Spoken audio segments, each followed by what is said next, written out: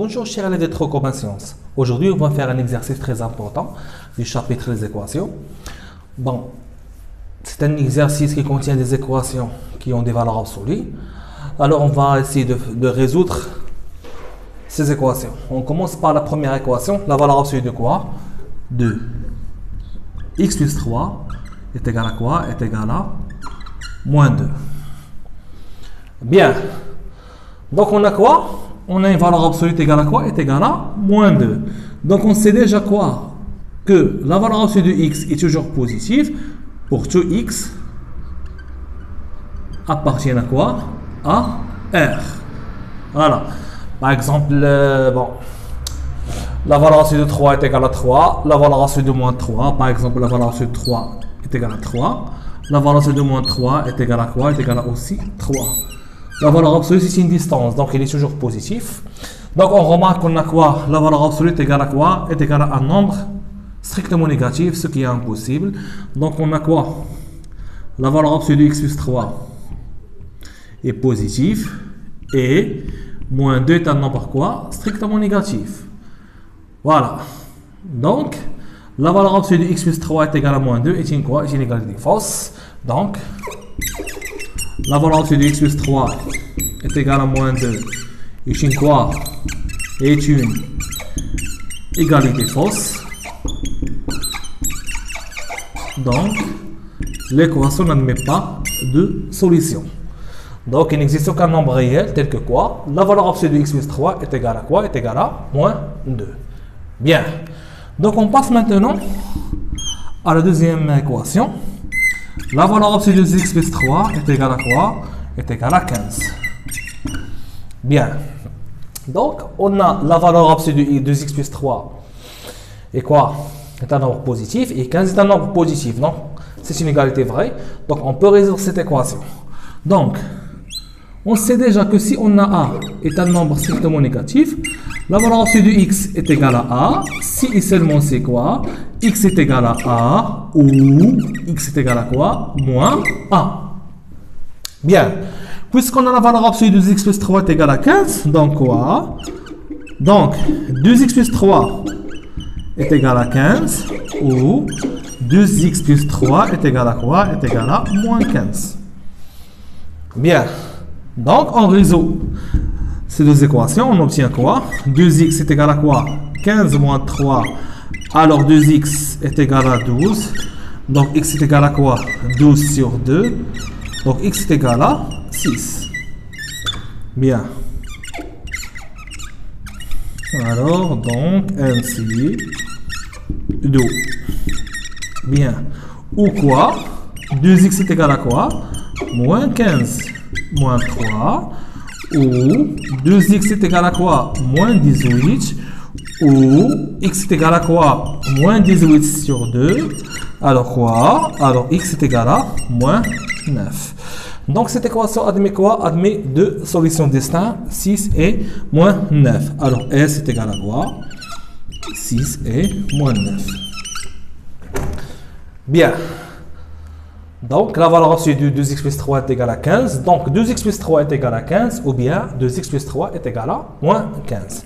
On passe maintenant à la troisième équation. La valeur absolue de x plus 1 plus la valeur absolue de x moins 2 est égale à 4. Donc on a quoi? On a la somme de deux valeurs absolues. Donc c'est un problème. Donc comment résoudre cette équation? Voilà. Donc on commence par... j'écris l'équation, la valeur absolue de x plus 1 plus quoi? La valeur absolue de x moins 2 est égale à quoi? Est égale à 4. Bien. Donc, pour résoudre cette équation, on a besoin de quoi? D'un tableau de signes. Donc, on va déterminer le signe de x plus 1 et le signe de quoi? De x moins 2. Premièrement, on cherche quoi? Les racines des binomes x plus 1 et x moins 2. Donc, x plus 1 est égal à 0. Si et seulement c'est quoi? X est égal à moins 1. Donc, moins 1 quoi? Est une racine de x plus 1. Voilà. Donc, et on a quoi? X moins 2 est égal à 0. Alors quoi? Alors x est égal à 2. Donc on cherche quoi? Les racines des deux polynômes, ou bien les deux binômes, x plus 1 et x moins 2. Et alors on va faire un tableau de signes Et on va déterminer quoi? Le signe ou bien l'expression de la valeur absolue de x plus 1 et l'expression de la valeur absolue de x moins 2. Voilà. Donc on a besoin de 4 lignes. Bien. Donc on commence par x moins l'infini plus l'infini. Car on a des polynômes x plus 1 et x moins 2. Donc les racines sont quoi? Moins 1 et 2. Donc j'écris moins 1 et 2. Donc on commence par le premier binôme x plus 1. Ce binôme s'annule en quoi? En moins 1. Moins 1 est une racine. Donc, et on a la valeur absolue de x plus 1 s'annule en quoi? En moins 1. Bien. Donc j'écris le deuxième binôme x moins 2. Ce binôme s'annule en quoi? S'annule en quoi? En 2. Bien. Et la valeur absolue de x moins 2 s'annule en quoi? En 2. Bien. Donc, on a déjà x plus 1. Donc, est un binôme. Donc, on sait déjà que si on a quoi? Donc, on va faire un petit rappel. Donc, le tableau de signes d'un binôme x, ax plus b, moins l'infini plus l'infini. Donc, la racine de ce binôme est quoi? Ax plus b est égal à 0. Si et seulement c'est quoi? X est égal à moins b sur a. Donc, on remarque que moins b sur a est une racine. Donc, j'écris moins b sur a. Voilà, c'est une racine. Donc, on a quoi? Le signe de quoi? De moins a. Ou bien le signe contraire de a. Bon, à gauche de moins b sur a, on a le signe contraire de a. Et à droite, on a quoi? On a le signe de a. Voilà. Donc, je pense que vous avez déjà fait le signe d'un binôme dans le cours de la classe. Et alors, on a x plus 1 est un binôme. Donc, a est égal à quoi? A. Donc, dans ce cas, a est égal à 1 et b est égal à 1. 1 fois x plus 1. Donc, puisque a est positif, ou bien strictement positif, on a à gauche de moins 1 le signe contraire de a, et à droite de moins 1, on a le signe de a. Voilà, à gauche de moins b sur a, le signe de moins a, ou bien le signe contraire de a, ou bien, et on a à droite de la racine moins b sur a, on a le signe de a. Ou puisque a est égal à 1, car on a 1x plus 1, donc est égal à 1 fois x plus 1, donc c'est un nombre positif, ou bien strictement positif. Donc à gauche de moins 1, on a le signe contraire de a, donc j'écris moins. Et à gauche, ou bien à droite de moins 1, on a le signe de a plus, car a est un nombre positif. Bien. Et on détermine le signe de quoi? De x moins 2. Donc on a quoi? À gauche de quoi? De la racine 2. On a le signe contraire de a.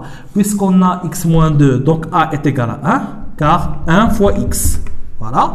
Donc puisque a est égal à 1, donc a est un nombre positif, ou bien strictement positif. Donc à gauche de 2, le signe contraire de a, donc j'écris moins. Bien. Et à droite, j'écris quoi? Plus, le signe de a. Bien. Ok. Donc,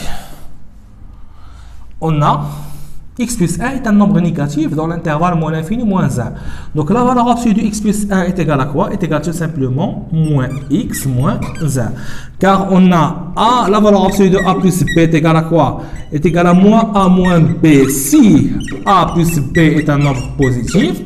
Et la valeur absolue de a plus b est égale à quoi? Est égale à a plus b si a plus b est un nombre négatif, ou bien c'est un nombre, négatif. Voilà, a plus b est un nombre positif. Donc je répète, la valeur absolue de a plus b est égale à quoi? Est égale à l'opposé de a plus b moins a moins b si a plus b est un nombre négatif. Et la valeur absolue de a plus b est égale à plus b si a plus b est quoi? Est un nombre positif. Bien, donc on obtient quoi? Moins x moins 1. Voilà, puisque x plus 1 est un nombre positif dans l'intervalle moins 1 plus infini. Donc la valeur absolue de x plus 1 est égale à x plus 1. Donc j'écris x plus 1, x plus 1. Bien. Donc, et on a quoi? À gauche de 2, on a x moins 2 est un nombre négatif. Donc, on a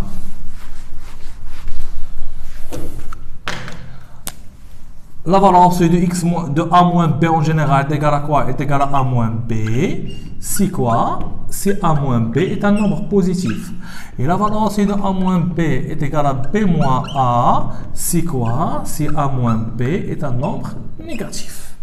Bien, l'opposé de a moins b, c'est tout simplement b moins a. Car on a quoi?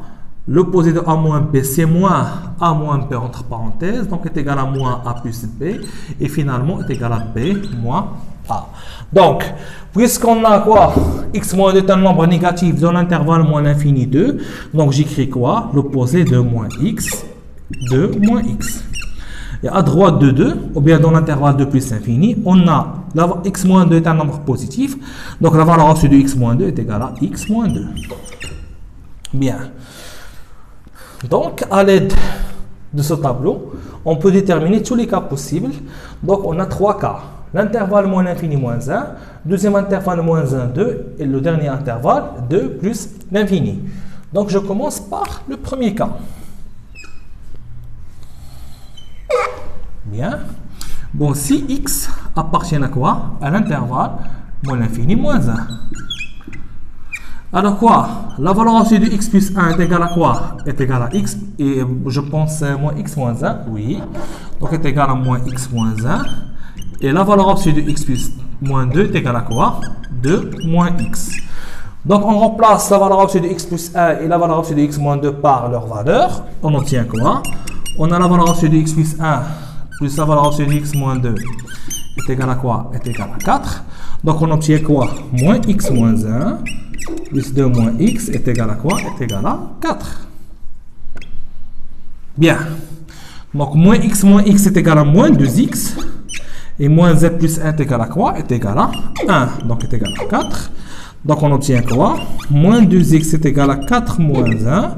Alors moins 2x est égal à 3. D'où x est égal à moins 3 sur 2.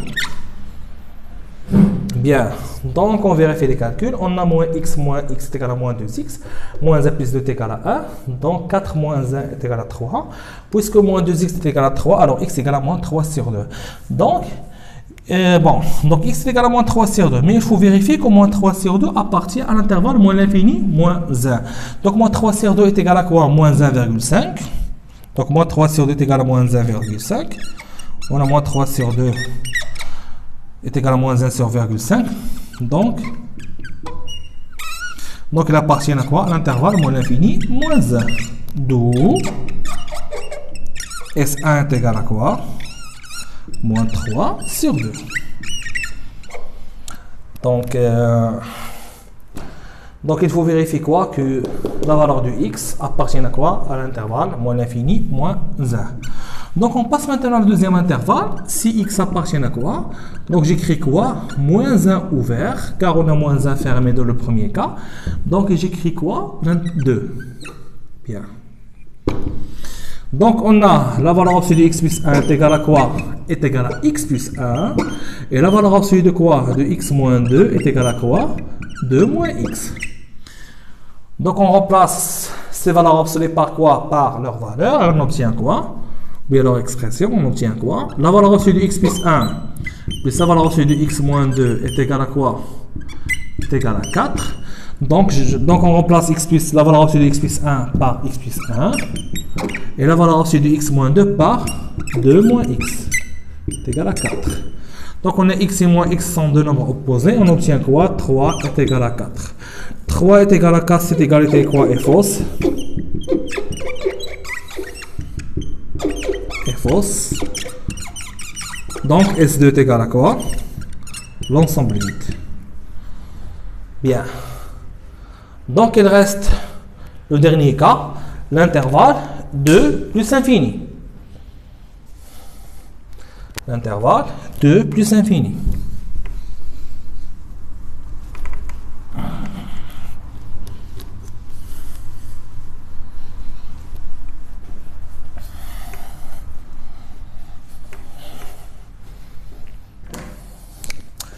Donc on a quoi?